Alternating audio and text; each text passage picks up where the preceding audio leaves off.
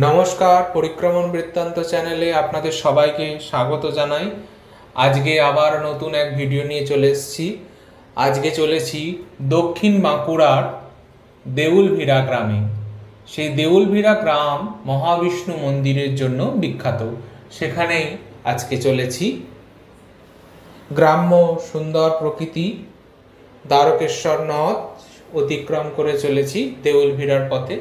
এটি বাঁকুড়ার মূল শহর থেকে পুরুলিয়ার একটি যে রাস্তা চলেছে হুয়াবাগান হয়ে, সেই রাস্তা পথেই এই দেউলভিরা গ্রাম পড়ে। দেউলভিরা গ্রামের যে মূল মোড়, সেখান থেকে হাঁটা পথে একদম গ্রামের শেষ প্রান্তে রয়েছে মহাবিষ্ণু মন্দির। সেখানে আমরা আজকে চলেছি। পরিক্রমণ বৃত্তান্তের আজকে নতুন সফর দেউলভিরা। অত্যন্ত একটা সুন্দর গ্রাম্য পরিবেশের মন্দির। বাঁকুড়া জেলা বারবার এই সৌন্দর্যের দাবিদার। প্রকৃতি যেন অপরূপ এখানে সুন্দর সৌন্দর্যকে ঢেলে দিয়েছেন। সেই প্রকৃতির সৌন্দর্য মেশানো পথেই আজকে বাঁকুড়ার দক্ষিণ দিকে প্রত্যন্ত গ্রামাঞ্চলে দেউলভিরা গ্রামে আমরা চলেছি মহাবিষ্ণু মন্দিরের উদ্দেশ্যে। গ্রামের অধিকাংশই কাঁচা বাড়ি এবং বনপথই বেশি। এখানে আশেপাশে, গ্রামটির আশেপাশে প্রচুর শাল গাছের জঙ্গল রয়েছে। আমরা দেখব সেই মন্দিরের পথ। সবুজে ঘেরা, দুদিকে সবুজ গাছের মেলার মাঝ দিয়ে আমরা ছোট রাস্তা দিয়ে চলেছি সেই দেউলভিরার মহাবিষ্ণু মন্দিরে। এই মন্দিরের স্থানটি একদমই গ্রামের শেষ মাথায়, এরপর জঙ্গল শুরু হচ্ছে। সেই একদম জঙ্গলের ধার ঘেঁষা এই মন্দির। মন্দিরটির পাশে একটি ছোট্ট মঠ মতো রয়েছে। মঠ মানে এই সেবায়েতদের এবং সেবক, যিনি পুজো করেন, পূজারী এবং সেবক, তাদেরই থাকার জায়গা। অর্থাৎ বর্তমানে এটি মন্দির কমিটিরই একটি আবাসস্থল। যাই হোক, এই সুন্দর ছোট্ট পথ দিয়ে আমরা চলেছি সেই দেউলভিরার মহাবিষ্ণু মন্দিরে। এবার মহাবিষ্ণু মন্দিরে পৌঁছে আমরা দেখব আস্তে আস্তে সে গর্ভগৃহে ঢুকছি। গর্ভগৃহে রয়েছে এখানে ছোটই মন্দির এবং সামনে রয়েছে নাট মন্দির।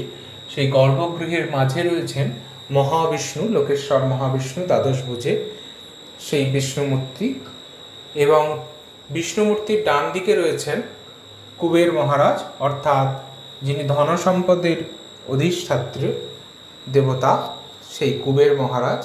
এবং বিষ্ণুর বাম দিকে রয়েছেন মহাদেব, অর্থাৎ নৃত্যরত মহাদেব, নটরাজ মূর্তি। এই তিনটে মূর্তি পাথরের নির্মিত। এই বিগ্রহ কবেকার পুরনো সেটি সঠিক বলা যায় না, তার কারণ অনেক আগে এই বিগ্রহটি চুরি হয়ে যায়। বর্তমান যে বিগ্রহগুলি দেখা যাচ্ছে সেই বিগ্রহগুলি কিন্তু চুরি হওয়ার পর আগের বিগ্রহের অনুকরণে তৈরি হওয়া। তো সুতরাং এই বিগ্রহগুলি খুব প্রাচীন হয়তো নয়, তাও 200 বছরের নিচে বিগ্রহগুলি নয় বলেই অভিমত। এখানে মন্দিরের সেবক একজন আছেন, তিনি মন্দিরের কমিটির পক্ষ থেকে মন্দিরের দেখাশোনা করেন। মন্দিরটি ছায়া সুনিবিড় একটি সুন্দর জায়গায় স্থাপিত। মহাবিষ্ণুর নিচে দুটি গজ রয়েছে, অর্থাৎ হাতি। এছাড়াও এখানে দুজন করে দুদিকে 4 জন তার সঙ্গী রয়েছেন, এবং 12টি হাত, দুদিকে ছটি করে হাত রয়েছে, এবং সেখানে আয়ুধ রয়েছে।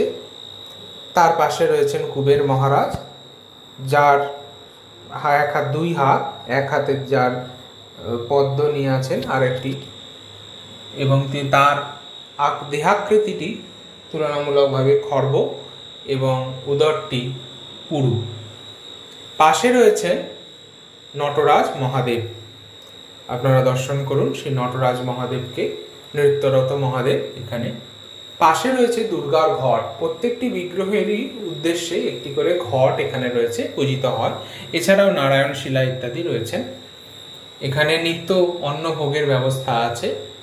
মন্দিরে গ্রামের তরফে যদি কোনো বিশেষ অনুষ্ঠান হয়, অর্থাৎ কারোর সামাজিক যে সমস্ত অনুষ্ঠান, অন্নপ্রাশন বা কারোর হয়তো প্রসাদের পাওয়ার ইচ্ছা, সেখানে এই ব্যবস্থা রয়েছে। অতি সুন্দর স্থানের এই মন্দির। পরিক্রমণ বৃত্তান্ত চ্যানেলে এরকম নতুন নতুন অনেক অজানা গ্রাম্য তথ্য বা অনেক অজানা মন্দিরের তথ্য জানতে হলে আপনারা পরিক্রমণ বৃত্তান্তের সাথে থাকুন, পাশে থাকুন এবং চ্যানেলটিকে সাবস্ক্রাইব করে আপনারা চ্যানেলটির সাথে থাকুন, আরও নতুন নতুন তথ্য জানতে পারবেন। আজকে দর্শন করুন সেই দেউলভিড়ার মহাবিষ্ণুকে। জয় শ্রীবিষ্ণু, জয় কুবের মহারাজ, জয় নটরাজ মহাদেব। সবুজ